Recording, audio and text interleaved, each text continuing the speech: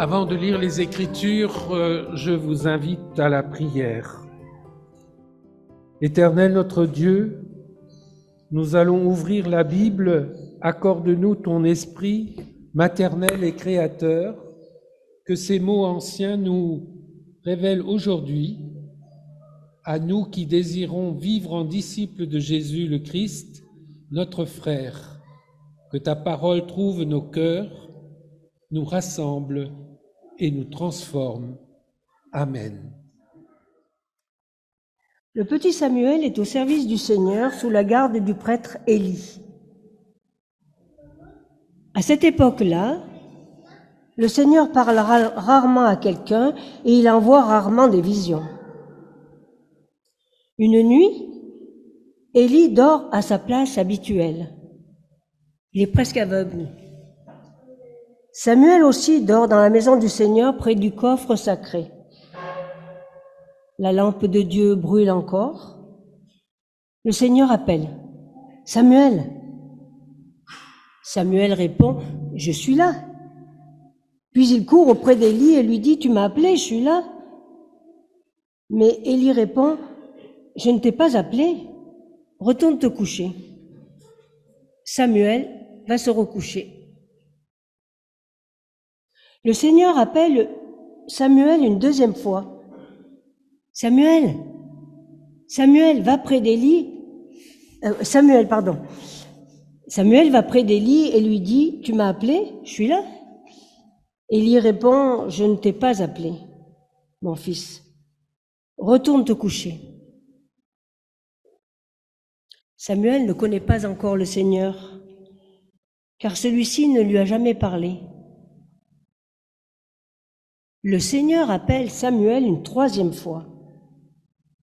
Samuel se lève, il va près d'Élie et lui dit « Tu m'as appelé, je suis là. » Alors Élie comprend que c'est le Seigneur qui appelle l'enfant.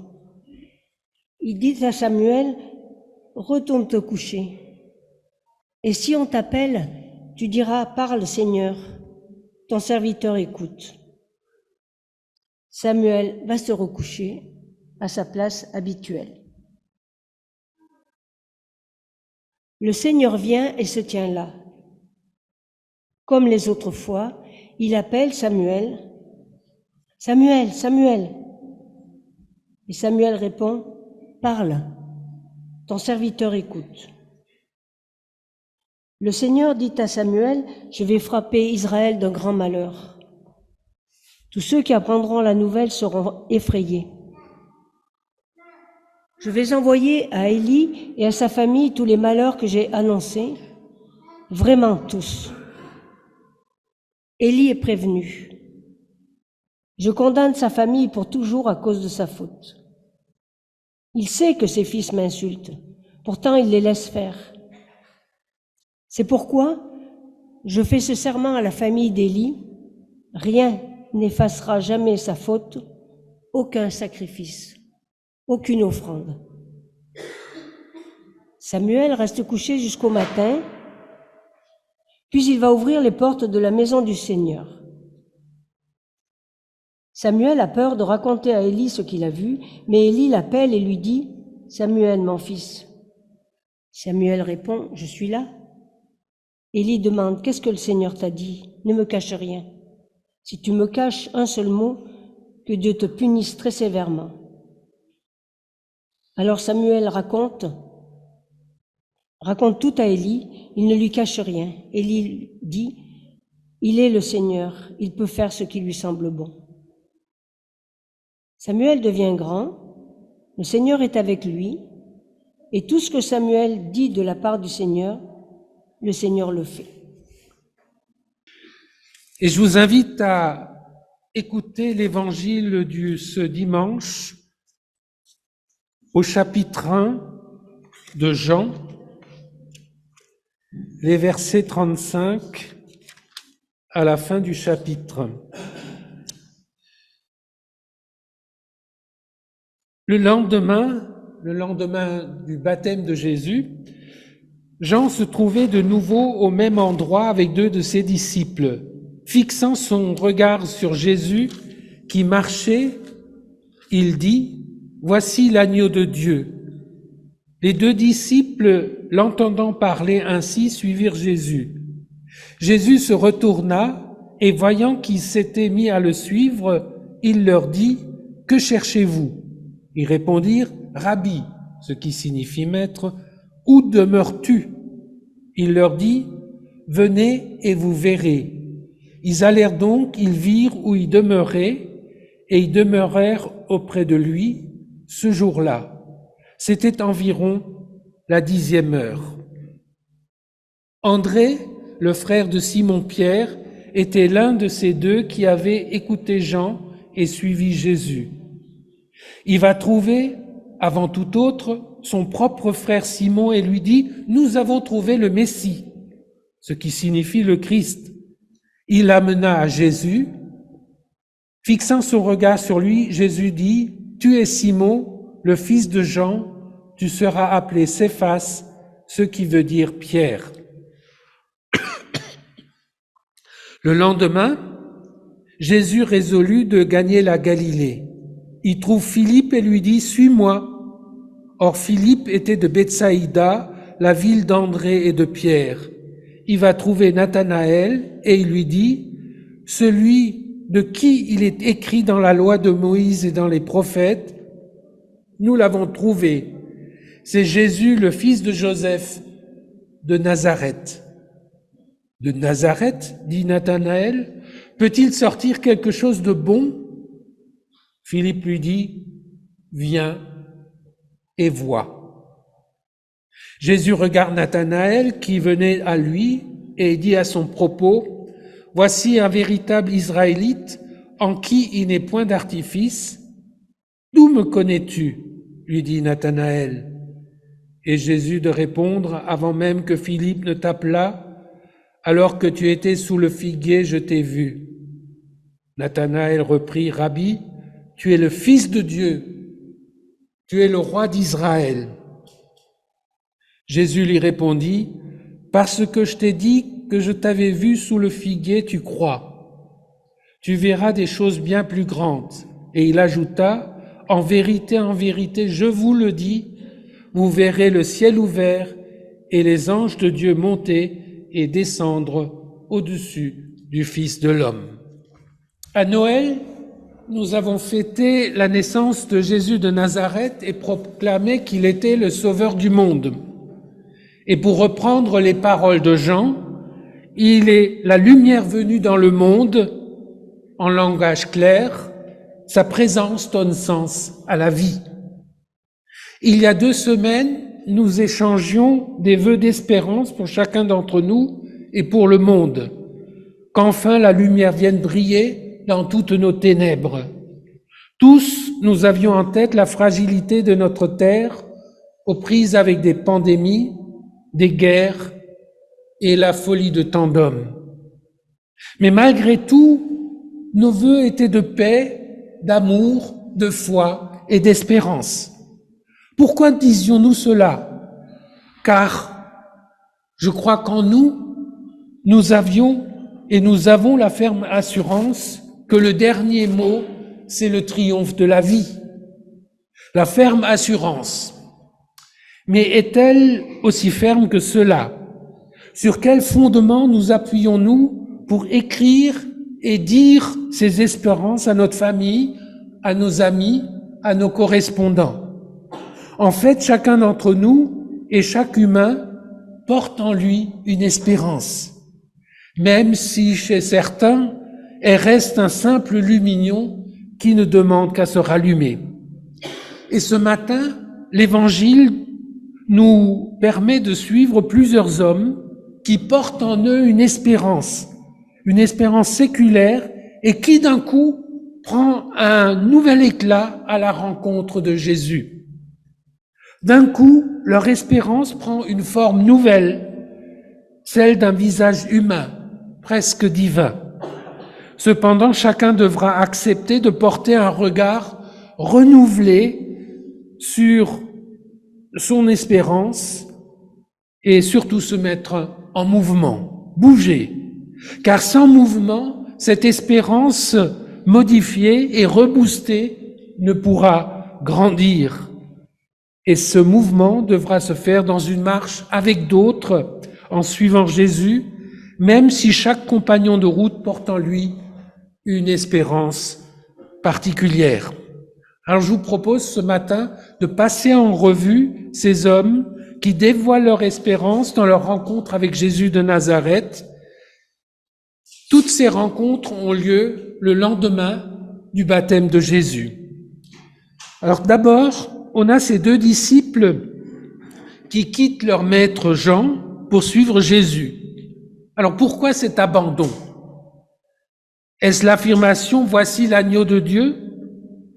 Est-ce celle du Baptiste, n'être ni le Christ, ni Élie, ni le prophète annoncé, mais seulement un prophète appelant à la conversion du cœur?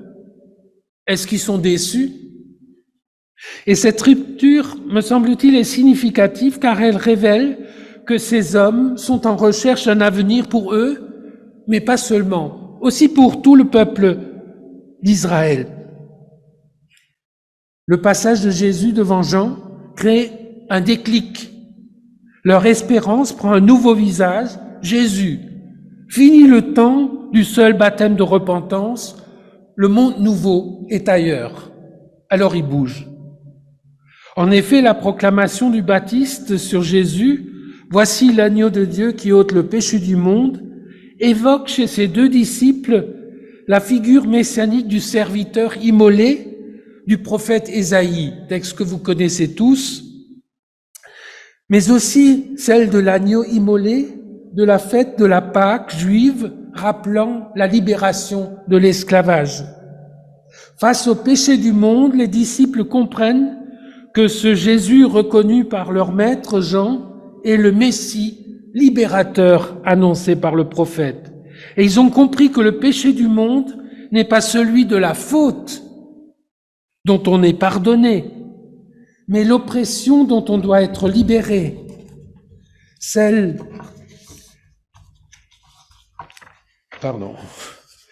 des Romains, certes, mais aussi des religieux qui sont contrôlés par ceux du temple. Et il faut plus que se retirer au désert avec Jean pour espérer être libre.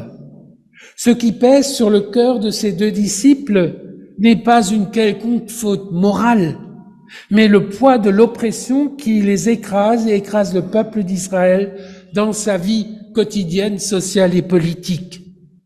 Certes, ces deux disciples se sont mis en route derrière Jésus avec certainement une question, mais comment un agneau, un animal réputé sans défense, symbole de douceur et de fragilité, peut-il devenir un roi, régnant et rétablissant justice et paix dans ce pays occupé? Mais curieusement, la seule question qu'ils posent, la seule question qu'ils ont lorsque Jésus les interroge, c'est « Pourquoi vous me suivez ?»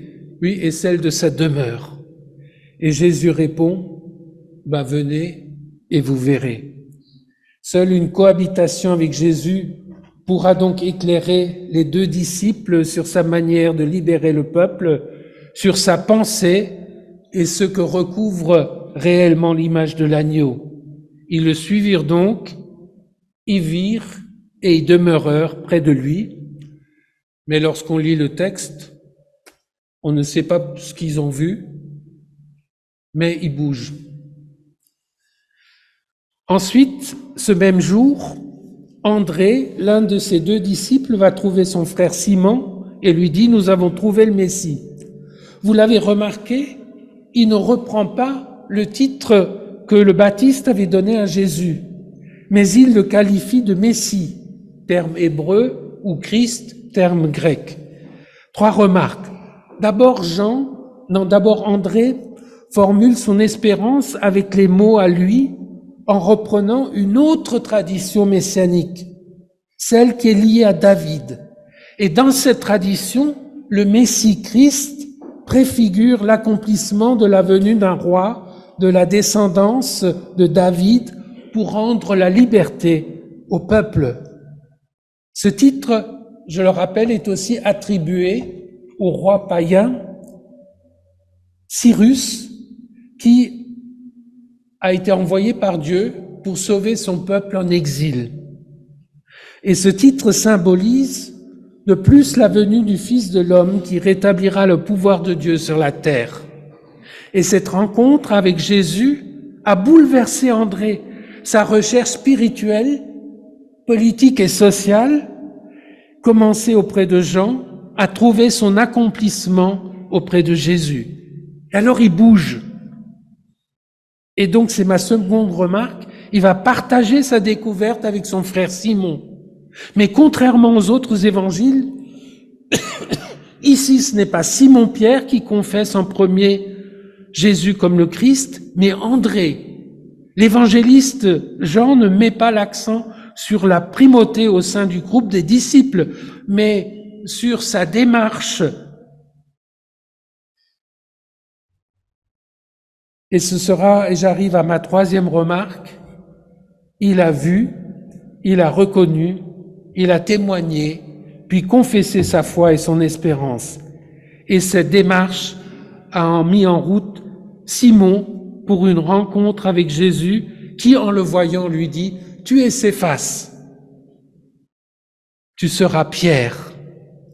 Et ce changement de nom indique aussi un changement de vocation. Jésus voit au-delà des apparences, non pour juger, mais pour discerner la richesse qu'il vient d'entrevoir chez Simon. Une simple confession d'une transformation intérieure, d'un entrée, a mis en route un homme qui prendra la relève à la mort de Jésus et sera un roc pour la première Église et pour après, un roc sur lequel on peut bâtir. Regard de discernement et de bienveillance chez Jésus grâce à André qui a bougé. Et j'en arrive au troisième personnage, à Philippe. Parce que le lendemain, lorsque Jésus avance vers la Galilée, il rencontre Philippe et lui dit « Suis-moi ». Si je te dis « Suis-moi », elle dit non. Elle a raison d'ailleurs. C'est un discours bien court, hein. Vous jugerez, c'est bien court, mais on peut penser que c'est l'autorité de Jésus qui a conduit Philippe à entendre l'appel et à le suivre. Et ce mot autorité est souvent mal compris. En latin, le terme veut dire faire grandir, et le mot en grec veut dire sortir de soi-même. Ainsi, Jésus invite Philippe à sortir de ces catégories de pensée, à les faire évoluer afin de grandir. Et cette parole d'autorité, toi, suis-moi, donne à Philippe un nouveau cap pour poursuivre sa route de croyant et d'homme, un nouveau but dans sa vie. Et cette parole de Jésus nous dit aussi que Jésus a compris son questionnement sur l'avenir. Et Philippe, de la même manière qu'André, confesse à Nathanaël « Nous avons trouvé celui dont il est écrit dans la loi de Moïse et dans les prophètes, c'est Jésus, le fils de Joseph de Nazareth. » Lui aussi ne reprend pas les terminologies de ceux qui sont venus le voir, ni de Jean-Baptiste. C'est un fervent juif, et cette parole nous révèle le déblocage spirituel et intellectuel de Philippe. Les paroles des Écritures qui méditaient avaient pris corps en Jésus. Enfin, Dieu avait répondu aux prières millénaires et envoyé le Messie.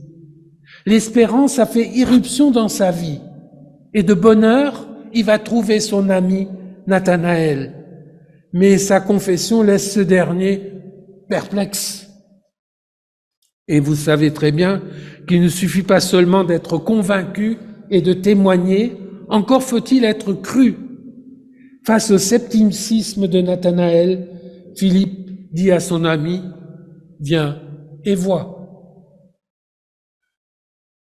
Car si Nathanaël arrive lui aussi à la confession de ce Jésus et le Fils de Dieu, le roi d'Israël, il lui a fallu à lui aussi une conversion du cœur et de l'intelligence. Et en effet, il exprime d'abord son doute en premier. Est-ce qu'il peut venir quelque chose de bon de Nazareth? Alors on voit les préjugés que porte en lui le vrai Israélite en qui il n'y a point d'artifice.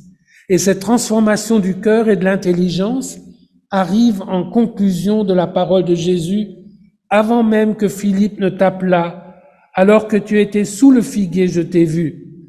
Et cette image symbolique rabbinique indique que Nathanaël était un chercheur de Dieu, un homme qui lisait, méditait les Écritures, un homme donc en quête de réponse à ces questions existentielles dans la communion intime avec Dieu. L'étude des Écritures, vous le remarquerez, n'a pas enfermé Nathanaël dans un savoir ou un intégrisme religieux et pieux, mais dans une ouverture qui lui a permis d'entendre le témoignage de Philippe. Et cet échange l'amène à confesser « Tu es le Fils de Dieu, le roi d'Israël ». En Jésus, Nathanaël a discerné celui qui était en lien intime avec son Père. Et il a repéré en Jésus celui qui fait le lien entre Dieu qui est au ciel et les hommes qui sont sur la terre. Et pour lui, seul le Fils peut le faire. Et nous sommes là au cœur de la recherche spirituelle de Nathanaël. Dieu est venu habiter au milieu des hommes afin de vivre en communion avec eux par son Fils. Et dans sa confession, lui aussi ajoute le roi, tu es le roi d'Israël. Comme les autres disciples, il a aussi une espérance politique et sociale pour son peuple. Mais en premier, Jésus manifeste la présence du Père au milieu des hommes. Et cette confession appelle cette parole de Jésus, parce que je t'ai dit que je t'avais vu sous le figuier, tu verras les choses plus grandes encore. Jésus met l'accent sur l'ouverture du cœur de Nathanaël, une ouverture du cœur que Jésus appelle à garder, car seule elle permet à toujours plus de découvertes spirituelles et humaines. Seule la foi ouvre un futur. Seule la confiance permet de scruter le quotidien avec profondeur pour y voir et y discerner la main du Père, celui qui aime les hommes. Car sans la foi, on ne voit, vous l'admettrez, que la misère humaine, la misère du monde. On voit que les guerres, les pandémies, etc., etc., etc. Puis s'adressant à ceux qui ont décidé de le suivre, donc à tout cet aréopage de premiers disciples, Jésus dit, en vérité, je vous le dis, vous verrez le ciel ouvert et les anges de Dieu monter et descendre au-dessus du Fils de l'homme. Pour eux, dont l'avenir était un horizon de questions, Jésus promet un ciel ouvert. Ce que le Baptiste avait vu au baptême de Jésus, eux aussi le verront. Cette parole ramène les disciples au songe de l'échelle de Jacob, où le patriarche reçoit la promesse de la présence de Dieu et sa bénédiction. Présence et bénédiction proclamées sur Jésus par le Baptiste se réaliseront aussi pour ceux dans la suivance de Jésus qui se présente comme le Fils de l'homme. Et ce titre signifie que par le Christ, la communication annoncée par le rêve de Jacob est désormais une réalité permanente pour tous ceux qui y croient. En s'identifiant au Fils de l'homme, Jésus signifie qu'il n'est pas uniquement venu pour être le Messie ou pour être simplement le roi d'Israël, mais que sa mission s'étend à toute l'humanité. Et il est venu pour sauver le monde et lui donner un horizon d'humanité. C'est au-delà d'une destinée politique, d'une obscure région de l'Empire romain. Je conclus. J'espère que vous n'avez pas trop froid. Ça va? Ça va? Bon, je termine. Si l'espérance des premiers disciples était diverse, politique par le rétablissement de la royauté en Israël et spirituelle en ouvrant le cœur des hommes à la communion et la lumière du Père, Jésus va bien au-delà. Il ouvre sa mission au salut de l'humanité. À partir des titres repris de la tradition que les disciples donnent à Jésus et de celui qui se donne, je voudrais juste souligner 3 choses. D'abord, l'espérance de sens, de bonheur, de pardon, de paix, d'avenir que chacun d'entre nous porte en soi, en lui, trouve sa réalisation dans le Christ à la manière dont les disciples ont reconnu en Jésus de Nazareth l'agneau de Dieu, le Messie, le roi d'Israël et le Fils de Dieu. Et ils ont suivi l'appel « Viens et vois ». Un chemin que chacun de nous, que chacun et tous ensemble sommes appelés à faire pour garder la foi et la conviction que nos espoirs, même modifiés avec la rencontre du Christ, se réaliseront, même si peut-être aujourd'hui nous sommes encore dans le doute. Ma deuxième remarque pour terminer, ces disciples, ils avaient le cœur et l'intelligence ouverts. La lecture des Écritures n'était pas devenue un enfermement, mais une source d'ouverture de l'esprit pour voir Dieu venir à leur rencontre au travers d'un homme, bien qu'il venait de Nazareth, un village décrié. Dieu était venu en un lieu d'où les hommes ne pouvaient pas imaginer voir le salut politique et spirituel d'Israël. Que l'Esprit nous aide à voir dans les crucifixions de tous ces hommes en Ukraine, en Palestine et ailleurs, mais aussi dans nos croix personnelles, les germes de l'espérance. Je sais qu'à vue humaine, et je suis comme vous, c'est difficile, c'est voire impossible. Mais par la foi, tout reste possible parce que la résurrection n'est pas derrière nous, mais devant nous. Troisièmement, enfin, si les disciples étaient enfermés dans leur espérance pour leur seul pays d'Israël, Jésus ouvre sa mission à tous les hommes. Sa vision ouvre celle de ses disciples à la terre entière. Là où, avant leur rencontre, ils étaient enfermés dans l'espérance d'un nationalisme israélien, béni par Dieu, Jésus ouvre à plus large, une vision qui devrait nous rappeler que le salut de notre pays et que notre pays et l'espérance que nous avons pour lui ne peut être sans les autres. Sans les autres pays, sans les migrants qui sont chez nous dans l'espérance d'un avenir pour eux, sans l'Église universelle, sans la communion des saints, notre espérance restera enfermée dans le passé ou dans les idéologies mortifères sans avenir.